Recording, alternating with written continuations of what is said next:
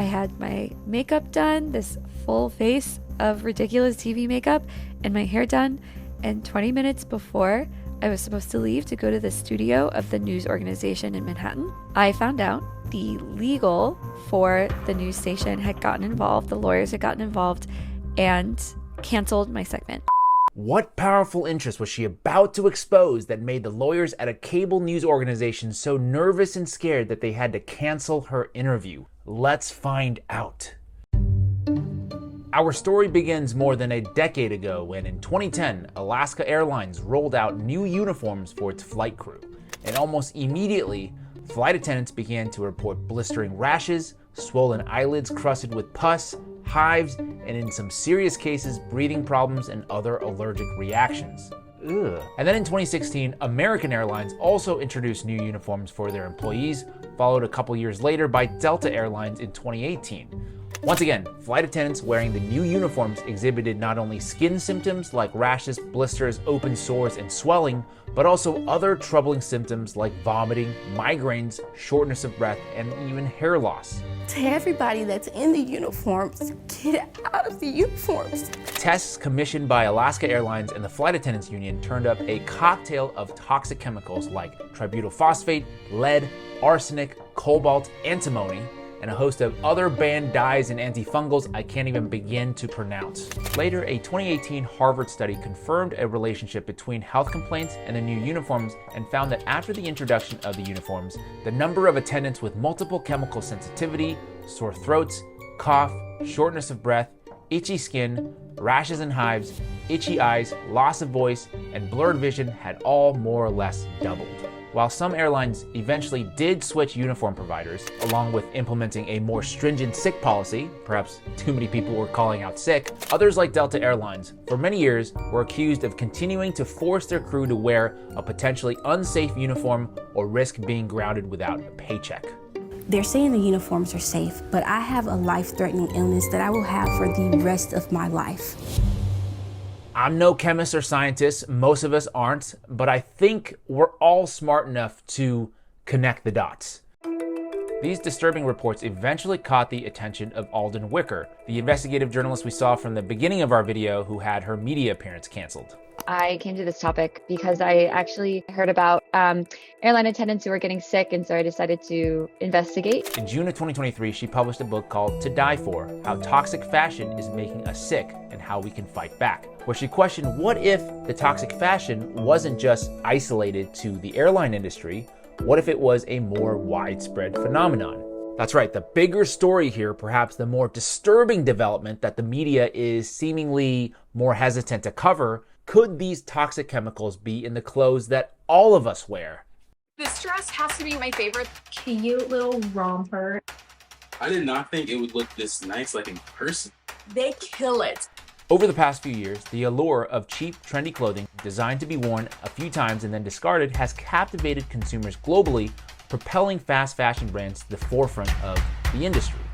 But at what cost to our health? According to industry watchdogs, there are about 8,000 synthetic chemicals that are used in the apparel industry manufacturing process, from material acquisition to the finished product. Many of these chemicals are toxic at certain quantities and exposure levels. Chemicals like PFAS, which are the forever chemicals we may have heard about in the news recently, but also chemicals like lead, chromium, phthalates, chlorine, just to name a few. And while symptoms may initially present as rashes and skin irritation, many of these chemicals are carcinogenic and endocrine disrupting and linked to infertility and other chronic health issues. In an investigative report conducted by CBC News in Canada, Miriam Diamond, an environmental chemist and a professor at the University of Toronto, reveals the true health impacts of toxic chemicals in our clothing beyond just minor skin rashes.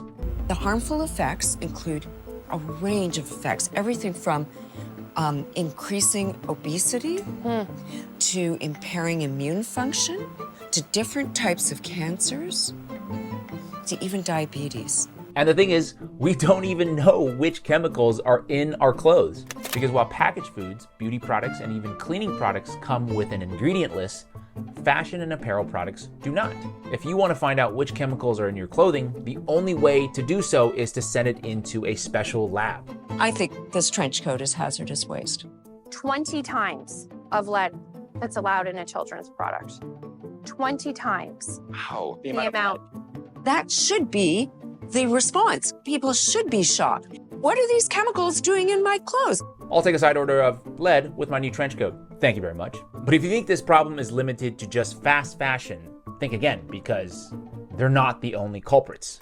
Wicker writes in her book, quote, "In a 2012 report, Greenpeace found NPEs, toxic endocrine disruptors that have been phased out of detergents in 89 out of 141 clothing samples it bought and tested, plus phthalates and restricted azo dyes on others. Every brand from Giorgio Armani to Calvin Klein and H&M was guilty of selling toxic clothing." So how is this allowed to happen, and why are we just hearing about it now? Well, there's a saying I love: how we do business is how we do justice. While countries like Canada have banned 457 hazardous chemicals, and the European Union has enforced regulation that bans or restricts 1,328 chemicals, the US has banned just 11.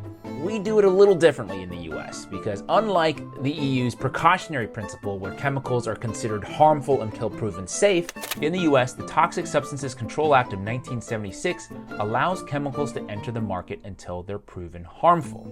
This law is so weak that when the first Bush administration tried to ban asbestos, it was challenged in court and lost. This is a law that protects polluters. It protects companies. It protects profits. Very alarming, not surprising, but what explains the media blackout? Why are journalists like Alden Wicker being silenced? Couple of thoughts there. One, it could be a marketing ploy by her publisher, Penguin Random House, the tried and true, I'm not allowed to say what I'm about to say, so go buy my book tactic. That's certainly a possibility, but let's say that's not the case. Then the other thing we can do is something we do best here on this channel, which is to follow the money to derive an alternative hypothesis. On how to find the hidden sugars in the American family diet. Sponsored by Pfizer. CNN Tonight. Brought to you by Pfizer. This Week with George Stephanopoulos is brought to you by Pfizer. By now, we all know that network and cable news is built on top of this massive advertising industrial complex. And a lot of people are right to point out that our news is owned by industries like Big Pharma, companies like Pfizer, the companies that they themselves are supposed to be holding accountable. But did you know that historically, the retail industry has actually spent more on TV ads than any other industry? I'm not saying that there are explicit deals being made, but I would reckon that the incentive structure in place would make news outlets more hesitant to cover stories that would, in effect, encourage people to shop less. I mean, retail sales are an integral part of the US economy, whose revenue eventually flows back through the advertising industrial complex. It's an endless feedback loop. On top of that, healthcare is the fastest growing industry in America. According to market research done by McKinsey & Company, profits across the entire healthcare industry are projected to skyrocket from $558 billion a year in 2021 to almost $700 billion by 2025. So perhaps not any different than the military industrial complex's willingness to trade human lives for profit, the $350 billion retail apparel industry is fueled by a culture of endless consumption, even for products that are known to make us sick. And once we are sick, the $700 billion healthcare industry is standing by, ready to profit. You see, there's a fine line we thread in our society because everything is driven by money. There is a certain tolerance for human suffering so long as such humans are still able to produce and consume. But for today, what I want everybody to remember is that this is not a call for panic. It's a call for awareness. It's a call to converse with all different kinds of people with differing opinions. It's a call to stay informed, to ask questions, to not take everything we see or wear at face value. Only then do we have a chance to improve society and to upend the status quo. That's all from me this week. What are your thoughts? Have you had any personal experiences with toxic clothing? Please don't hesitate to share with us in the comment section below. Let's have a conversation.